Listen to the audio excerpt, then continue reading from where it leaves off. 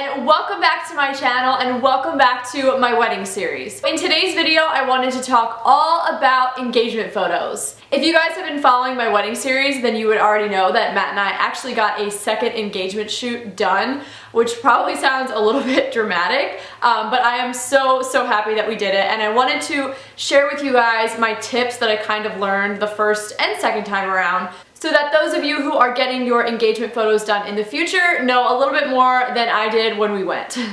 There are two reasons we decided to get a second engagement shoot. The first reason is that we just weren't like super jazzed about the first photo shoot. Our first shoot was back in the fall. We are getting married in October, so we really wanted a fall themed engagement shoot. The setting and backdrop was absolutely perfect. It was like the perfect time to get fall pictures done. So that part about the shoot I absolutely loved. We just weren't like super thrilled about the pictures. And then the second reason we decided to get another shoot is because Matt and I are beach people. We both grew up spending our summers at the beach, so we really wanted to get pictures down the beach because it was just more us and super casual and just something we really wanted to have. So when our first photo shoot didn't go, you know, exactly as we thought it would, we really decided, okay, we're gonna go ahead and schedule a shoot in the summertime. And just my personal opinion, I view professional photography as a great investment. We will always have these pictures, and we're only engaged for a short period of time, so, you know, debating whether or not to have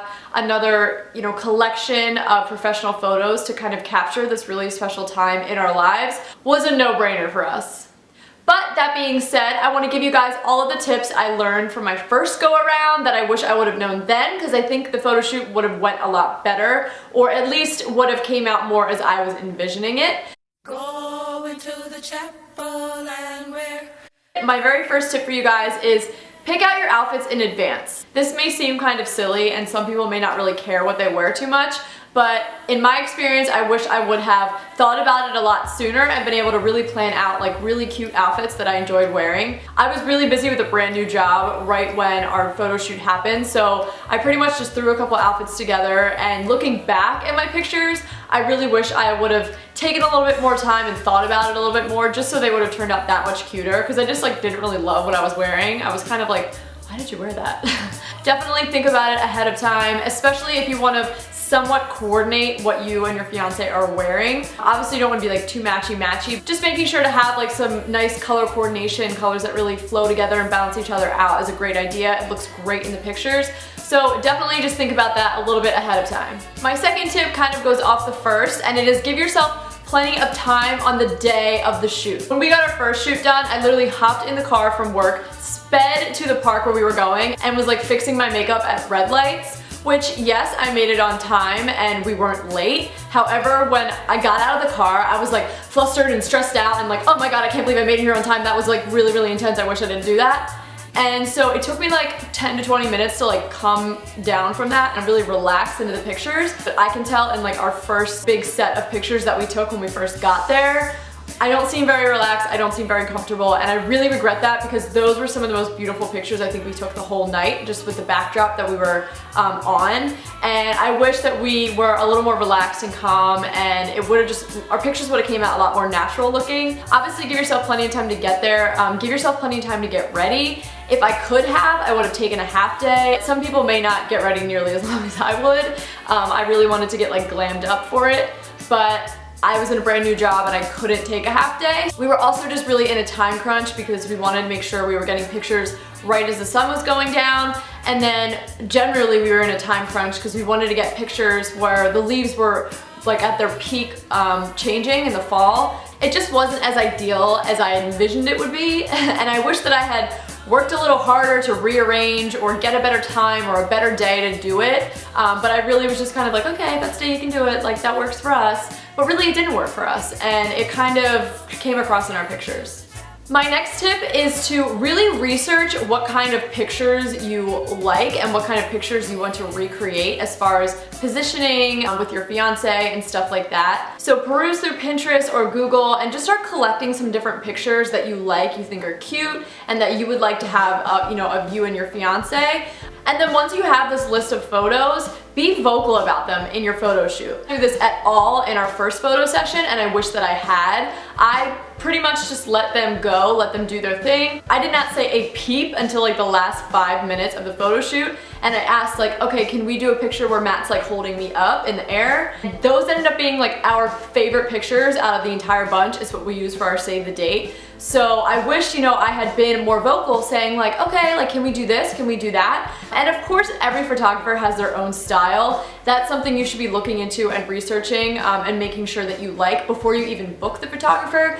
But at the same time, you can still, you know, collaborate with them and give them your ideas and kind of work along with them to try and get the best result possible. And along with that, the photographer has no idea what's in your head. I mean, our photographers are fantastic and they do an amazing job, but they don't know what's in my head unless I tell them what I want, you know what I mean? So it's really unfair for me to sit here and say, oh, well, the pictures weren't great, they weren't what I wanted. They just weren't what I was picturing, but there's no way for them to know what I'm picturing unless I tell them, which is something that I learned. Look up what you like and definitely have a couple shots that are must-haves for you, and then be very, very vocal about them. Tell them up front, you know, this is what I'm looking for and I would like to have X, Y, and Z specific shot before the end of today.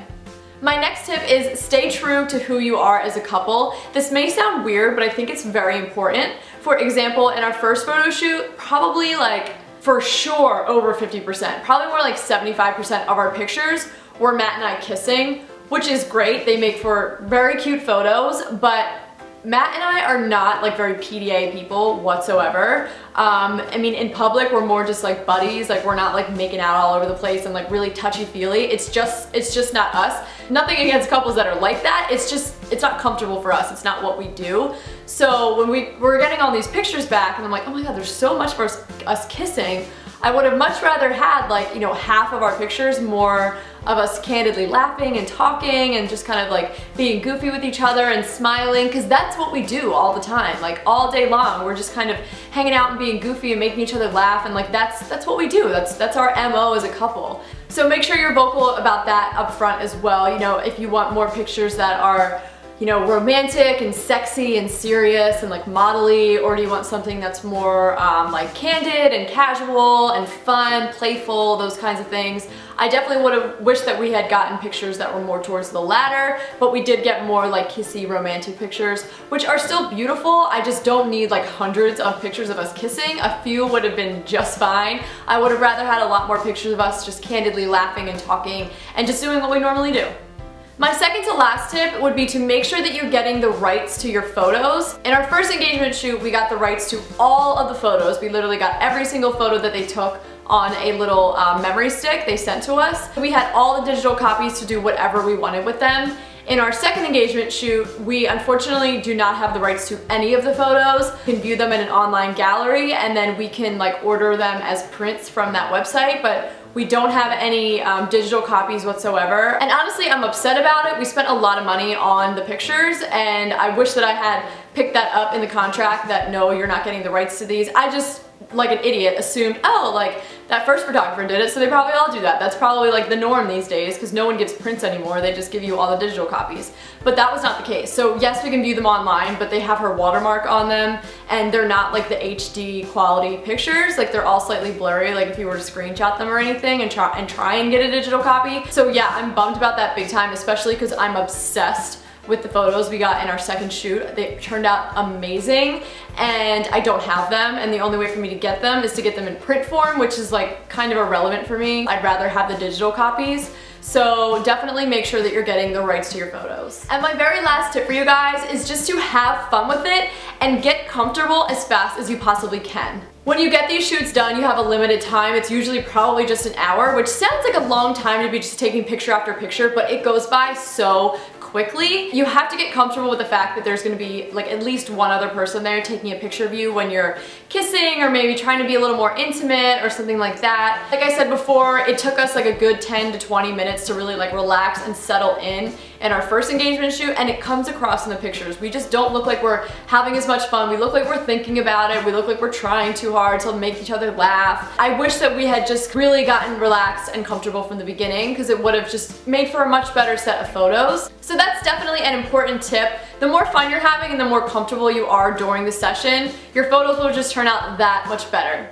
So that's all I have for this video. I hope that you guys enjoyed it. If you are going to get engagement photos done soon, congrats, have so much fun. This is such a fun time in our lives and we are so lucky to be able to have a professional to capture it. So definitely enjoy it, go have fun. I hope that this video was helpful to you. I'm gonna insert some of our engagement photos at the end of this video so you guys can have a little sneak peek. But thank you guys so much for watching. Give it a thumbs up if you enjoyed it and are also just enjoying my wedding series in general. And of course, don't forget to subscribe to my channel. I put up new videos all the time and it would mean so much to me. Thank you guys so much for watching this video and I will see you guys in the next one. Bye!